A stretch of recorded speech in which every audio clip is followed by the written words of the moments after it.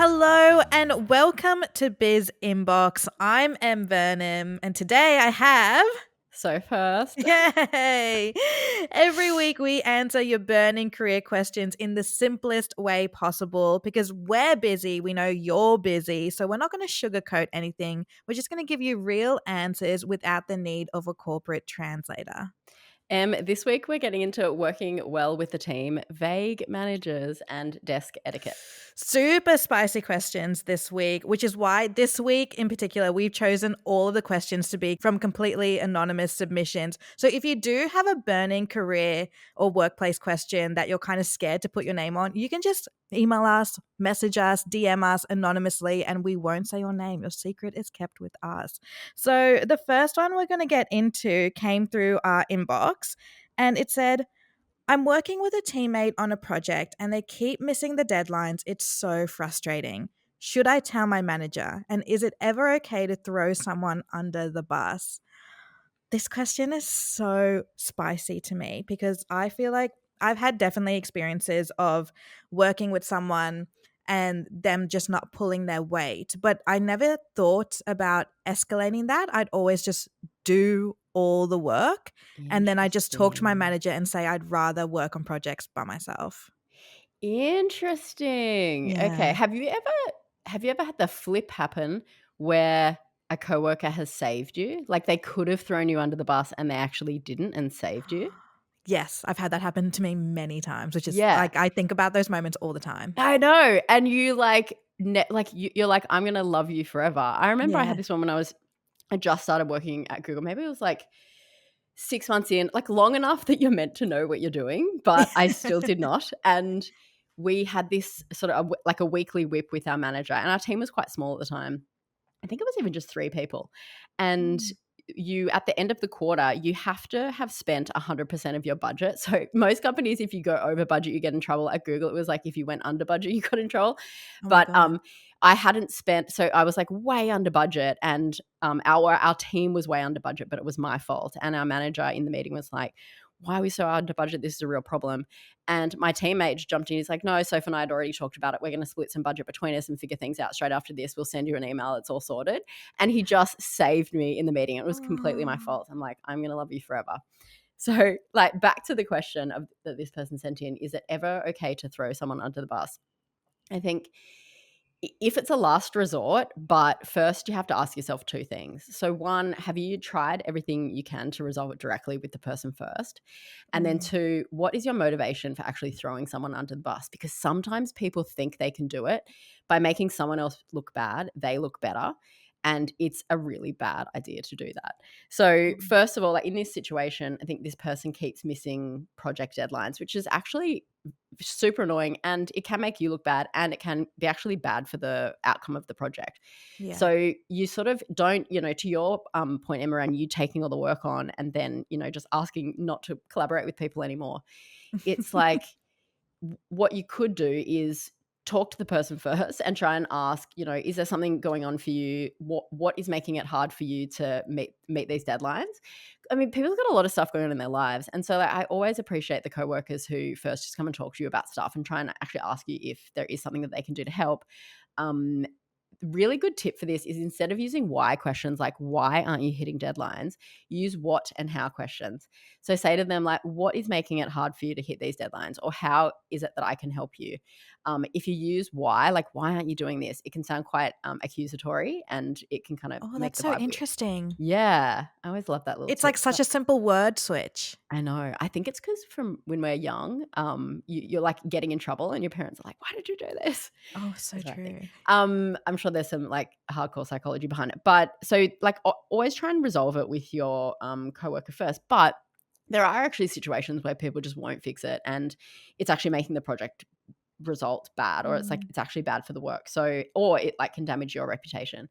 So one other thing that you can do is before you sort of, escalate and make someone look bad, you can ask your manager for advice. So you can sort of just give them the heads up, like, this is the situation. So instead of going to your manager and saying, Alex is missing all our deadlines and it's messing up the project, you could actually say, I just want you to know that there's been some deadlines that have been missed by this person. Here's what I've done, XYZ. I don't want you to do anything. I just want some advice from you in terms of anything else I could try to help.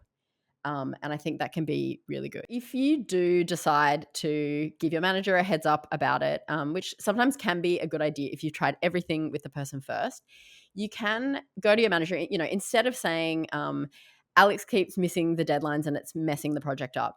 You might want to say, we've had some timeline issues. I've tried XYZ with Alex, but we're still struggling. Do you have any advice for other things I could try? So, notifying your manager that there maybe are some issues, you're doing what you can, but, you're keeping it professional, not personal. Yeah, that's all. That's what I would do. Oh, that's such good advice. Write that down, everyone. I think in general, like not throwing someone under the bus if you are trying to save sort of the project or the work outcome, and you've done what you can to help this person. But it's also just keep in mind the thing I said at the start, which is those moments when your coworkers save you, like you've got a friend for life. Yeah. And then, like, also you could probably be that for them. Like, you could Mm. save them and they'll think about it. And then it probably might adjust their behavior. That's actually so true. Yeah. Yeah. Okay, so the next question has come in through a voice message on our Instagram page, Biz by Mamma Mia. Please follow us if you don't already. We post so much on there. And this is what they said. Okay, I need help. My manager is super vague and unclear and kind of random sometimes. They give me tasks and then when I do them and show them, they say it's not what they wanted. It's killing me. I'm certain it's not me hearing them wrong. Oh, I actually am. Have you seen that Elon Musk meme where it's like it's a photo of Elon Musk and he's obviously just announced another project or something random, and then Baron Trump is standing next to him. oh And it's yeah. and he's just looking really scared and solemn. And the one that I saw, it was like above Elon Musk, management, don't worry, we'll get it done somehow. And then this solemn Baron is like me knowing I'm somehow. That's how it feels sometimes if you've got a super random manager who's like, let's do this and this and this. And you're like, I'm the person who's supposed to be getting this done. Yes. No, oh my God, I'm getting like a little bit triggered from this. PTSD. I Yeah. think it's hard. Yeah, it's really hard. There definitely has been times where I've had not necessarily a manager, but just someone who's higher than me say they want to get this done, this done, this done. And like I'm in a meeting with 50 people and we all know that I'm meant to be the person to be getting this done. Yeah. And it just keeps, and that's why I think I have an aversion, which I have said before, to brainstorm meetings. Like I actually hate brainstorm meetings because I'm a doer and everyone knows I'm a doer and they all expect me because that's just been who I am since I've started Yeah. working. I'm always a person, even though I'm such a creative person, I'm always a person that you do the brainstorm, just tell me what I need to do. But then when Yeah. I'm in that brainstorm, I just start sweating because these ideas get bigger and bigger and bigger. And then they leave and they go out for lunch and never come back. And then I'm stuck having to do everything they brainstormed. Do you know my manager gave me some advice about this exact thing once, and he said, sometimes, Soph, you just have to let balls drop. So I think someone like you probably who's used to picking up all these loose ends and like getting it done and that's your reputation, that's awesome, right? And like don't stop doing that. But sometimes you can't be the person who's always doing that, and sometimes you just have to let things go. And if someone's going to come and chase you or like something doesn't get done, well, hey, that's actually someone else's job anyway.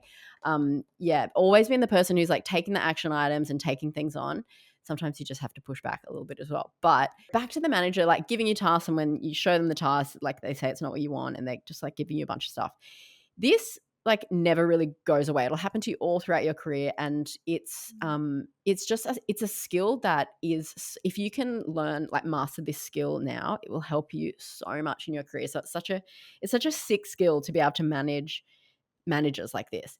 And I will just say one thing, which is, as a manager, it's quite easy to do this. It's quite easy to kind of get excited about things or not really know all of the tasks that you're handing over to someone, and just to keep piling things on them, and to sometimes be unclear. Like I tried so hard, as a manager to be awesome. I spent, 80% of my mental space trying to be an awesome manager. And I know that I still did this to my report sometimes. So here's what you can do.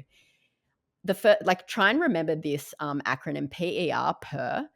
And so the first one is point. So ask your manager, like, what is the point of this? What is the purpose? So something I would always like to do is sort of say to them, I really like knowing how, say they've just given you a task and you can say, I really like knowing how things fit into the bigger picture. Can you kind of explain to me what bigger priority this ladders up to, or what goal, what problem this is going to help solve? So first, like, point. And then the next one is end product. So ask them, like, do you have something in mind for what you think the end product actually looks like for this? So that's all about, like, have they actually thought it through? It is so easy as a manager to not actually think something through and just be like, this sounds like a good idea in my head, and then task someone with it. That awesome person takes it really seriously and they're like, I'm going to try and do this. But it can be completely impossible. So to kind of get them to think through, well, actually, like, is this a document that I wanted to do? Is it like a whole project? Is it like, so I think that one can really help end product. And then the last one is replay. So replay what you think that you have interpreted from what they said back to them so that they can actually correct it if it's not what they said. So you might say something like, to confirm, you'd like me to do X and have it ready by Y. Does that sound right? And that will just kind of get them to, gives them an opportunity to correct if they haven't actually thought about it.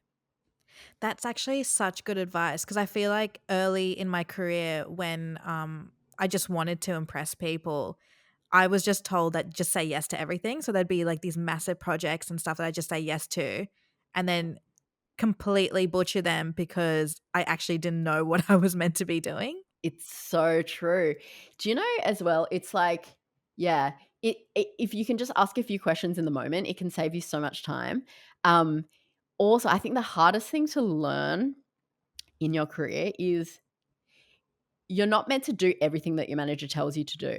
But sometimes if you kind of just let things slide and don't bring them up again, they'll be like, well, what about that thing I told you to do? So you sort of do need to remember everything they told you to do. The line is like always changing and it's very blurry and it's very hard to figure out, like, what things am I meant to remember and do? And then what things were they actually like not that serious about anyway?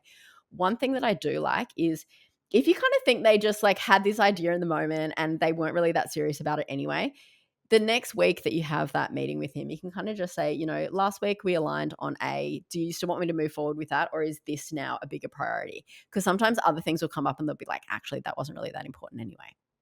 Right. Okay. And I think it will make them realize that, like, oh yeah, I probably should have told her that.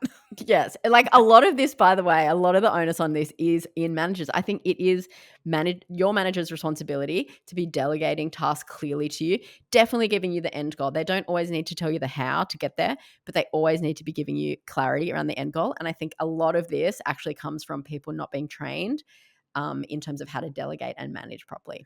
Okay, this episode's pretty serious and worky. I think we need to lighten it up and have a little bit of fun. This question comes in and it, like, honestly, I was getting so triggered reading it. So the question is, my coworkers give me side eyes when I do Zoom meetings at my desk with my headphones on, but where else am I supposed to do them? Is it okay to do calls at my desk? Em, what do you think? Okay. I feel like for me personally, I'm like, yeah, calls is not the biggest issue that I have with my desk mates. Okay. So I want to kind of expand this. Okay, I want a whole list of your issues that you have with your desk mates. I've been working at a desk for around 6 years now, so I've experienced a lot. I think we can broaden this out to, I guess, what's appropriate to do at your desk and what isn't. And I have done a very controversial list of workplace etiquettes. I will link in the show notes because I feel like people would love to fight about that. But for me, I think there's so many other things, like shoes off. Like, I've had people who've had their shoes off at their desks who are like either sitting opposite me or next to me. What offends you about that? It's just, we're in a workplace. What, like, I don't need to see your dogs in like my time. Like, I'm not getting paid to watch that. It's too much. I think also talking and laughing really loudly at your desk. Like, there'll be time. Okay, I'm not like the fun police. I'm a really fun person. I enjoy a laugh and a giggle and a talk, but I think it's the constant laughing and talking and then not inviting me into that. Like when I see like two desk mates like having a big chat, and I'm like, oh, at least include me. But I understand the whole meeting at the desk. If it's really loud, I mean, there are workplaces like our office right now, the meeting rooms do get booked quite a lot, so there's no other place to have a meeting but at your desk. Yeah. I would just be careful of what kind of meeting it is. Like if you're having a meeting and it's like a really private meeting, sometimes that can't be heard with In an other open people. plan office. Yeah. Yeah. It's so hard, isn't it? I want to hear some more on your list, but and then maybe I can add to it as well, because I have a lot of issues with desk behavior as well. But this is kind of the problem. Like, I remember I actually got in trouble for this exact thing. So it was when sort of video calls first became a thing, maybe, I don't know, 5, 6, 7 years ago. And I was taking them all at my desk, and my manager actually had to pull me aside and say, just want you to know, some people have said that your voice is really loud when you're taking these Oh. calls, and we need to figure out something else. So I actually got like, this was me. Yeah, but then companies need to have, if there's not a bunch of places where you actually can take these calls, then literally where else are you supposed to take them? Yeah. So yeah, you sort of do have to take them at your desk sometimes. I'm a big fan of the phone call walking meeting. So if it's someone that you can do it as a phone call with, but often you're like looking at docs and typing, so it's not going to work. But can I add some more things to your list that annoy me that people do? Yes, please. This is kind of the opposite of making noise, but this annoys me. If you are having a conversation with someone and you like talking about probably like a work thing, and someone else who is not anything to do with the project or the conversation just sits there staring at you guys, and like maybe it's because we're talking too loudly in retrospect, but say you're not talking too loudly, sometimes they would just sit there and stare and like listen in. I'm like, why are you listening to this?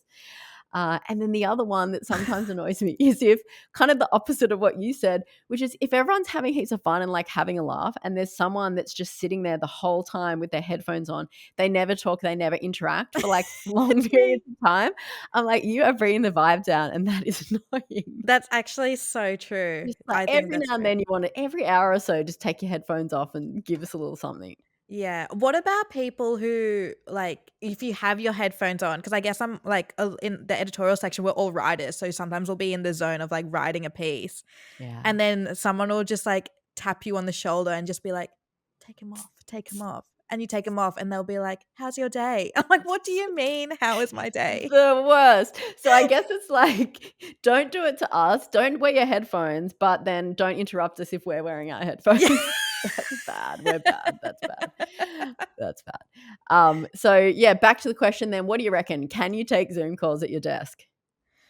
Yeah. Yeah. I go I think yes, you but can. try and keep your voice a little bit low. Learn from my mistakes. Yeah, yeah. And then also tell your coworkers that they're getting some juicy details from your meeting. So it's a win-win. Make the call really interesting. Just like drop some little like Some in-jokes personal in for them. anecdotes. Yeah, exactly. Thank you for helping us clear the BIZ inbox today. If you've got a work question, send it our way. As you know, we won't include your name if you don't want us to. You'll find a link to submit your questions in the show notes. And if you missed it earlier this week, Mish and Soph did a really big episode on time blocking and how it can actually give you your hours back.